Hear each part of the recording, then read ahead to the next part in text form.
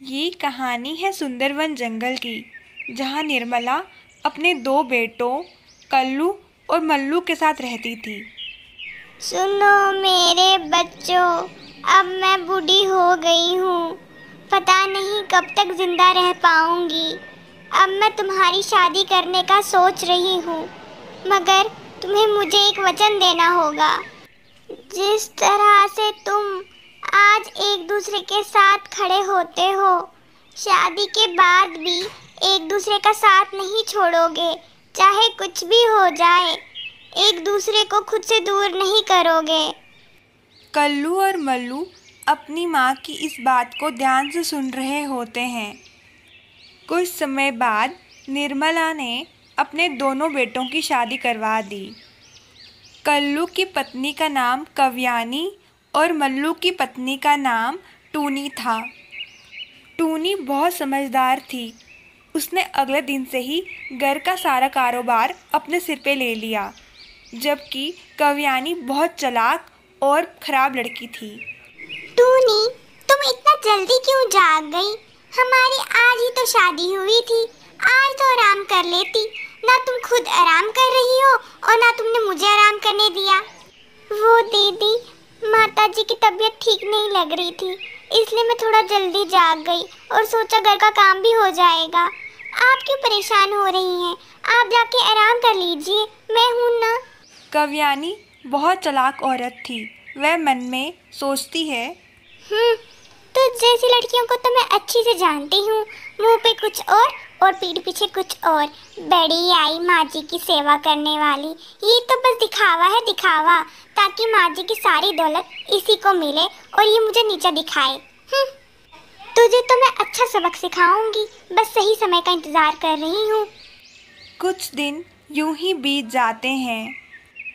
एक दिन अचानक से निर्मला गुजर जाती है। कल्लू किसी कारणवश शहर से बाहर गया हुआ था और मल्लू और उसकी पत्नी घर पे ही थे। मल्लू और टूनी का रो रो कर बुरा हाल हो गया था। इसी बात का फ़ायदा उठाते हुए कव्यानी उन दोनों से कहती है, देवर जी, माँ जी तो इस दुनिया से रुखसत हो गई। अब आप भी इस घर से जाने का सोच लीजिए, क्योंकि उनके जाने के बाद आपका इस घर पे कोई हक नहीं है। मेरा पति बड़ा भाई है, उस नाते ये पूरा का पूरा घर हमारा हुआ। आप अपने घर का अलग इंतजाम कर लीजिए। और हाँ, हमारी जमीन पे तो बिल्कुल नजर ना रखिएगा। भाभी, ये कैसी बातें कर रही हैं आप? माँ जी को गए हुए अभी कुछ दिन भी नहीं हुए और आपने बंटवारा करना शुरू कर दिया। हमारा ख्याल ना सही, कम से कम लोगों का ख्याल तो कीजिए। वो आपके बारे में क्या सोचेंगे कि माँ जी के जाते ही इस घर का बंटवारा हो गया। बड़े आए मुझे रोब झाड़ने वाले। जल्दी से अपना सामान बांधो और दफा हो जाओ, और फिर कभी अपना ये मनहूस मुंह लेके इस घर में ना आना। इस घर के दरवाजे तुम्हारे लिए सदा सदा के लिए बंद हो गए हैं। कव्यानी की इतनी कड़वी बातें सुनने के बाद मल्लू और टूनी दोनों घर से निकल पड़ते हैं। मल्लू जी, अब हम क्या करेंगे? सर छुपाने के लिए हमने ये किराए का घर तो ले लिया है, लेकिन इसका किराया हम कैसे देंगे? हमारे पास ना तो घर है और ना ही पैसा और ना ही जमीन। मैं भी कब से यही सोच रहा हूँ टूनी। मुझे तो कुछ भी समझ नहीं आ रही कि अब मैं क्या काम करूँ जिससे हम पैसा कमाएं और अपना घर चला सके। हमारी भाभी इतनी खराब निकलेगी, इसकी तो मैंने कल्पना भी नहीं की थी। इन दोनों की ये बातें इनका मालिक बंटी कबूतर सुन रहा होता है। मल्लू भैया, मुझे आपसे ये बिल्कुल उम्मीद नहीं थी कि आप मुझे बाई भी कहेंगे और बाई से सब बातें छुपाएंगे भी। आपने तो मुझे एक बार भी नहीं बताया कि आप कितनी मुसीबत में हैं। मेरी जान पहचान पास के ही फैक्ट्री के मालिक से है। अगर आप कहें तो मैं आपकी बात वहाँ करवा दूँ। और टूनी बहन, मेरे यहाँ पे कब से ज़मीन खाली पड़ी है। अगर आपका मन हो तो आप वहाँ तरह तरह की सब्जियाँ लगा लीजिए और उन्हें बाज़ार में बेच लीजिए। हाँ, अगर आपका मन करे तो कुछ सब्जियाँ हमें भी खिला लीजिए। बंटी भैया, मैं आपका धन्यवाद किस प्रकार करूं? मुझे तो कुछ समझ नहीं आ रही है। बचपन से मेरा कोई भाई नहीं था। आज आपके रूप में मुझे मेरा भाई मिल गया। आप भगवान के रूप में मेरे सामने आए और हमारी मदद की, उसके लिए दिल से धन्यवाद। टूनी ने बंटी कबूतर के खेत में खूब मेहनत की और कुछ ही महीनों में वहाँ पे प्याज की खेती बनके तैयार हो गई। टूनी ने अपने सारे प्याज बाज़ार जाके अच्छे दामों में बेच दिए, जिसकी वजह से उसको काफ़ी फ़ायदा हुआ। उन दोनों ने बहुत जल्दी अपना नया घर भी खरीद लिया। वे दोनों अब बहुत ज़्यादा खुश थे और बहुत जल्द उनके घर में एक नन्हा मेहमान भी आने वाला था। वहीं दूसरी ओर कल्लू कौवे को जब ये बात पता चली कि उसकी बीवी कव्यानी ने मल्लू और टूनी को उसके माँ के गुजर जाने के बाद घर से निकाल दिया था, तो ये बात सुनते ही वह आग बबूला हो गया और उसने कव्यानी को उसी समय घर से निकाल दिया। कव्यानी को भी उसके किए की सज़ा मिल गई। तो दोस्तों, किसी ने सच ही कहा है, जो जैसा बोता है वैसा पाता है। अगर कहानी अच्छी लगी हो तो कमेंट करना ना भूलें। ये कहानी है सुंदरवन जंगल की, जहाँ मिट्ठू तोता अपनी पत्नी मिट्ठू तोती के साथ रहता था। मिट्ठू तोते की एक बहन थी जिसका नाम था टूनी। टूनी बहुत ही सुंदर थी, लेकिन उसे अपनी शक्ल पे बहुत घमंड था। मिट्ठू तोती, हमारी टूनी तो बड़ी हो गई है, अब इसके लिए कोई लड़का तो ढूंढना ही पड़ेगा इसकी शादी करवाने के लिए। तुम इसकी भाभी हो, इसके लिए कोई अच्छा सा लड़का ढूंढो। कह तो आप ठीक ही रहे हैं टूनी के भैया, लेकिन हमारी टुन्नू है ही इतनी सुंदर, इसे तो कोई भी लड़का मिल जाए, नजर ना लगे हमारी टुन्नू को।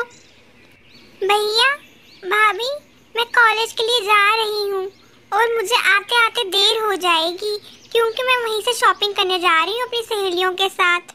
ठीक है टुन्नू, जाओ आराम से, और हाँ, रात को ज्यादा देर ना करना आने में। Bye bye. कहाँ रह गई ये लड़की, कितना इंतजार करवाती है। 1000 बार इसे मैंने समझाया है कि समय पे आया करो, मगर इसे कहाँ समझ आती है मेरी बात। टूनी, आओ भी जल्दी, मुझे बहुत देर हो रही है। शुक्र है भगवान का तुम आ गई। यार कितना इंतजार करवाती हो, मैंने तुम्हें कितनी बार कहा है सही समय पे आया करो। उफ ओ टुन्नू, तुम्हें क्या पता मुझे तुमसे मिलने के लिए कितने बहाने करने पड़ते हैं, और एक तुम हो कि तुम मेरे लिए 5 मिनट का इंतजार नहीं कर सकते। ये भी कोई प्यार है भला? अब सारी पूछताछ यही करोगे या कॉफी पिलाने के लिए भी ले चलोगे? इन दोनों की ये सब बातें पेड़ में बैठा कल्लू कौवा सुन रहा होता है, जो कि टूनी से बहुत प्यार करता है, लेकिन अपने काले रंग की वजह से उसे इजहार नहीं कर पाता। काश टूनी, मैं तुम्हें बता पाता कि मैं तुमसे कितना सच्चा प्यार करता हूँ। अभी कल्लू कौवा दुखी मन से टूनी के बारे में सोच ही रहा था कि उससे मिलने कव्यानी आ गई। कव्यानी का एक मैरिज ब्यूरो था, वह लोगों के रिश्ते जोड़ती थी। क्या हुआ कल्लू भैया, कुछ परेशान नजर आ रहे हो? कोई परेशानी हो तो बताओ, मैं आपकी मुश्किल हल कर देती हूँ। ऐसी कोई बात नहीं है कव्यानी बहन, वो तो बस मैं ऐसे ही थोड़ा परेशान बैठा था। वो बात ये है कि मुझे ना टूनी बहुत पसंद है और मुझे समझ नहीं आ रही कि मैं ये बात उससे कैसे कहूँ। बस इतनी सी बात? आप इतनी सी बात के लिए परेशान हो रहे हैं? मेरा नाम कव्यानी है, शायद आप मुझे जानते नहीं हैं। आपका ये काम तो मैं चुटकियों में कर दूं। चलिए आप जाइए, घर जाइए, मैं देखती हूँ क्या होता है इस मामले में। टुन्नू, कॉफ़ी तो पी ली, अब काफ़ी देर हो गई है, मुझे चलना चाहिए।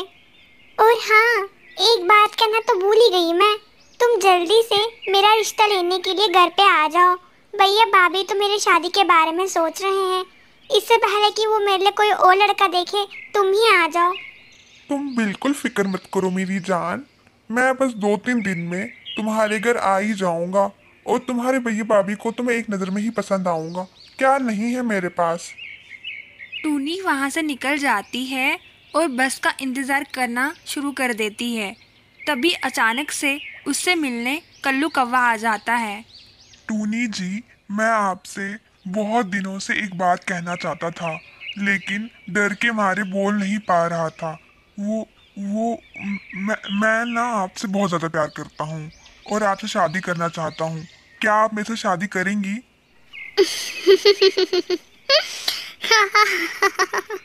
तुम पागल वागल तो नहीं हो गए हो? अपनी शक्ल देखी कभी आईने में? तुम कहाँ इतने काले और मैं कहाँ हूरों की परी। बड़े आए मुझसे शादी करने के लिए। चलो जाओ, दफा हो जाओ यहाँ से। अगर अपनी जान प्यारी हो तो दोबारा अपने मुंह से ये बात ना निकालना, वरना मेरा टुन्नू तुम्हारे टुकड़े टुकड़े कर देगा। समझ आई तुम्हें? कल्लू कौवा अपना सा मुंह लेके वहाँ से चला जाता है। टूनी घर के लिए निकल पड़ती है।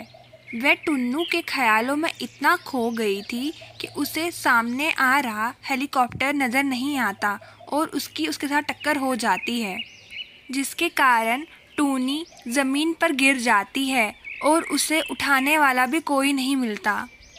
अगले दिन टूनी की आंखें सीधा अस्पताल में जाके खुलती है, जहां उसे डॉक्टर से पता चलता है कि पंख कटने के कारण अब वह कभी उड़ नहीं सकती।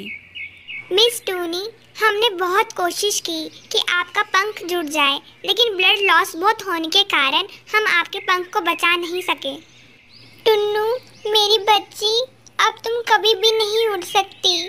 अब तुमसे शादी कौन करेगा? आप फिक्र ना करें भाभी, मेरा एक दोस्त है टुन्नू।